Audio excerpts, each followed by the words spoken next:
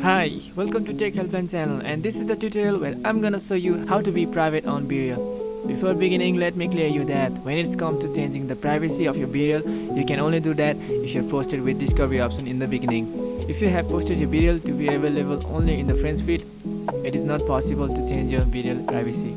Just when you are able to post your BeReal, in the bottom left hand part, you will able to see a setting to select your privacy. Simply select my friends only before posting your BeReal and tap on the send button after you are done. Once you do that, you will be able to share your BeReal post to friends only that you have added on BeReal. That is how you can be private on BeReal. If you don't want to share your post in the discovery feed, hope this video helped you. If it did, go ahead and give us a thumbs up and subscribe for more videos like this. Thank you for watching.